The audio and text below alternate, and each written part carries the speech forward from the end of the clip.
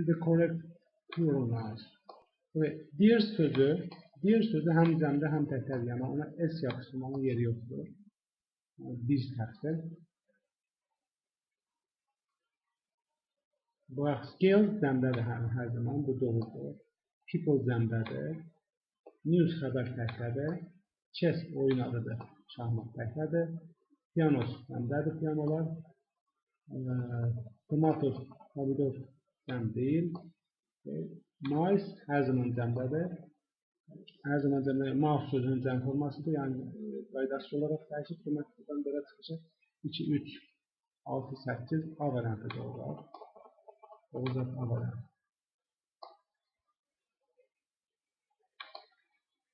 Bir sonraki suala baxaq.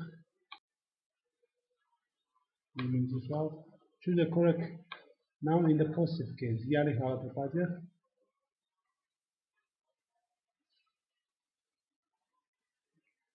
İkinci cümləyə baxaq. The girl is walking so fast.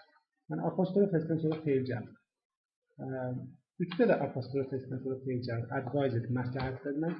2-də isə gəzmək deməkdir. Demək, 4-də my mother advice. Anamın məsləhəti. The boys, bizdə isə the boys talking is so fast. Oğlanın danışığı çox tezdir, çox cəlddir. Demək, burada talking isim rolunda çıxış edir, danışır.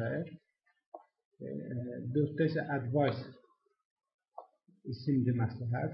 Advice ismi məsləhət etməkdən asandır seçmək. Advice, burada C hərfi olanda, yəni Azərbaycanca C olanda məsləhətdə isimdir.